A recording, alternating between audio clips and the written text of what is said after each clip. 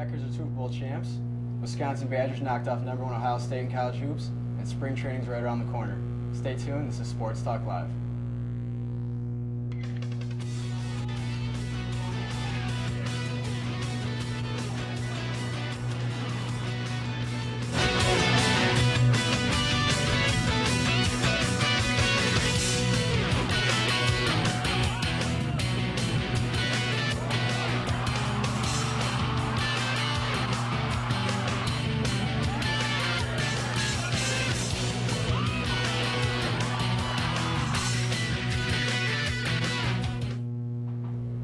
Welcome to this semester's first edition of Sports Talk Live. I'm Drew White. I'm Stephanie Olson. I'm Gallager. And I'm James Bushman. And to get things started off today, we're going to go right to the big news that happened just over a week ago.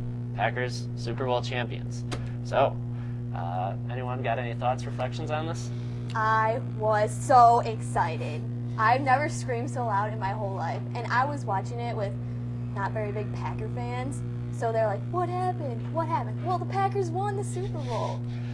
I mean, I think we were 6 seed, and just to win the Super Bowl as 6 seed is just a huge accomplishment.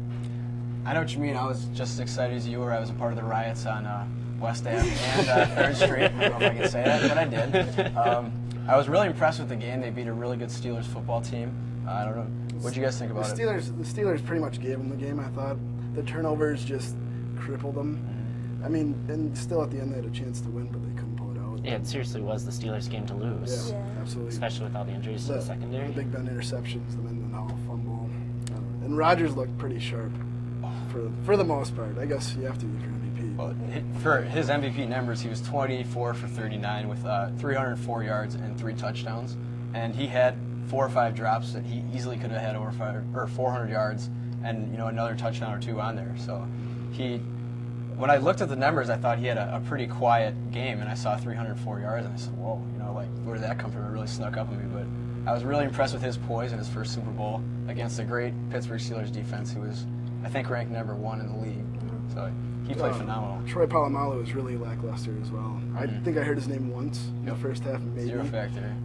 Yeah. I gotta say in general, in my opinion, I thought the whole game was kind of lackluster compared to a lot of Super Bowls. There's so much build-up, and then the game just comes down to the Steelers trying to score points and failing. If you're not a Packer fan or a Steeler fan watching, it's just boring by me. Well, they're very bittersweet, I think, Super Bowls. You're built up all year to get to this game, and then you're done with sports forever, or done with football for the rest of the year, and it's kind of makes me a little sad sometimes. So. Speaking of being done with football for the rest of the year, let's take a good look at what we have to look forward to next year, assuming we have a season of football in the pros. Oh, I'm scared to death, to tell you guys the truth. If we don't have football, like I just said, it's going to be the worst. They got to get this thing figured out, and which I think they will in the long run, because we know that the league is run by money, just like most sports out there are right now. It's the biggest sport in America right now. It's no doubt. Baseball is no longer the pastime. It's definitely football. Yeah. I just think I don't get the big deal, if it's 18 games or 16 games. I just really don't understand, why they're arguing over it. I just don't get it. It's just so funny how they're trying to protect the players' health with all the concussions, and here they want them to play 2 more games. You're not looking after your players. It's a contradiction. Well, if you add another game, you're going to have to add more people to the roster. Maybe they're already looking at getting rid of 2 preseason games. And I don't know. I think it's just gonna change the game kind of entirely, change the whole playoff system. I'm not for it myself. I'm not for the 18 games at all. I think it's foolish. I'm not an NFL player, but I could say that the players don't want it. I can't speak for them, but most of them say they don't want it because for the simple fact that there's 2 more games to get injured. We saw this. I think it was week 6 or 7 when all those concussions happened. I mean, 1 hit and you're done. So it's these guys' livelihood. They don't. That's how they support their families, and they don't want to have to risk that. Not saying they don't love the game. They don't want to have to risk their bodies and their health, and their longevity, just to have 2 extra games to make the league a little bit more money. Yeah, and call me crazy, but I really like preseason games. You get to watch these players who are just fighting to make a roster spot. All the you see future stars emerging, during preseason games. You see future. It's amazing. I love preseason. I'd love to go to a game, a preseason game. Yeah, I made it up to one of the preseason games, and I saw Sam Shields play, and I'm Yeah. like, I love the way this guy is playing. Like, he's got a lot of work to do, but he's going to make it. And there he was, making plays for us in the playoffs. So Big in the playoffs for the Packers. So it's fun to see those rookies, like you said, out there, get their first taste of NFL action, a little bit faster paced game than college. So it's definitely fun to see what they can do. But I'm not a huge fan of the preseason games other than that. I watch one or two just for kicks, and then I kind of tune it out. Yeah, the fourth preseason game isn't even really a game. No. It's just backup players. And the score can be 37-0, and I don't know. I usually at least watch the first half to see the starters play. yeah. My big thing about preseason games is I don't think they're a big measure for success. The year the Lions went 0-16, they actually went 4-0 in the preseason. So what does it really mean, and is it really worth watching? I'm a no on that one. So Maybe we take a broader look at this now. One of the big storylines, of course, with the NFL is going to be the quarterbacks. I mean, we've become such a throwing league, and we got a couple of quarterbacks that might be on the move, or might be shipped out of Denver. McNabb and Washington are at odds. Palmer. Yeah, Palmer, Kevin The Cobb. Vikings don't have a quarterback. I'm sure there's plenty of them T. out there. Jackson there. I got Tavares Jackson. And that's and then you got the draft too with potential prospects. So When we're talking about the quarterback moves, is that once again back to the CBA, the collective bargaining agreement, is they need to get that figured out so they can start moving some of these quarterbacks, like Kevin Cobb, who's still under roster, Donovan McNabb, who's still on the roster. They're not free agents, and some people don't realize that this collective bargaining needs to be fixed before they can start trading these players. So it doesn't affect just the people's money right now. It affects trades and where people are going to be and teams for the season. So If you give these guys a year off, what's going to happen to them? Are they going to get out of shape, fat? Are they going to lose interest in football altogether, start doing something else, fishing, hunting? I don't They know. get older Something too. like that. Like older players, they're gonna be like, oh, I want to retire now because I'm taking a year off. So. Exactly.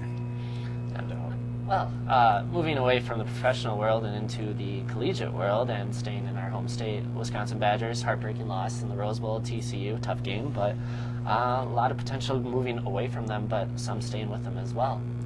What you guys got on the Badgers? I would love to see another TCU Badger matchup at Camp Randall. I think the Badgers would just dominate because it's a hard place to play in. Oh, yeah. But TCU wants to be respected, and they don't think they're going to be respected if they end up playing at Camp Randall. So I think they're just scared. They're scared they're going to get beat, honestly. But I don't know if they're upset about it being at Camp Randall or what, because Camp Randall's a pretty tough place to play. Well, the report that was out there is they wanted to do a one-game series, not a two-game, so they're just going to come to Camp Randall for the opener this year, and TCU wanted the Badgers to come back next year, and that wasn't in the talk. That's not what they were talking about. So apparently that's why they declined it. There's going to be the rumors like they're scared. Yeah. I agree. I think they were happy that they got out with that Rose Bowl win, and they're just going to ride that Ride wave. with glory. Yeah. Become the bracket buster Yeah. per se in football, even though they're going to the Big East, so they can look forward to their automatic qualifiers. No So, doubt. But the Badgers, let's look into next year, let's look into the team a little bit. They're losing their two best defensive players in J.J. Watt and Jay Valai, and also on offense they're losing their quarterback Tolzien, John Clay, and their two best offensive linemen, yeah. Premium Moffitt.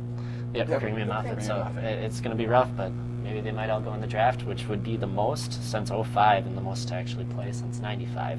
So, moving away from the football field to the basketball court, Saturday, big win for the Badgers. Big win. Huge win by all means, beating the -- 1 Ohio State in the second sport. Yep, twice this year they've taken down #1 Ohio State, first in football, then in basketball. We just saw on Saturday. It's only the second time ever that has happened. It happened before in 06. The Florida Gators did the same thing, ironically to Ohio State, but they were both national championship games, so there's a little bit more on the line with those games, but I thought that was kind of an interesting fact. Jordan Taylor just playing like a man possessed, especially in the second half, making it rain all day. Hands in his face, he doesn't care. He's gonna make it rain. And some Shoot, freshmen shoot ball. stepped up. Gallager, he's a freshman this year. I think he was the leading scorer in the first half. He had 8 points. So, and I watch Badger games a lot, and I don't see him score much. He's more of a defensive player, so it was really nice to see like a little security with him too. I think they got a lot of help too from Ohio State, like not controlling the tempo. The coach refused to take any timeouts, and Jared Sullinger just looked lazy. Like he couldn't get off his picks. He refused to move off the screens. He wasn't playing up to the I don't caliber. think he was very tough down low at all. Yep. No. For the first time all year, he looked like what he is, a freshman.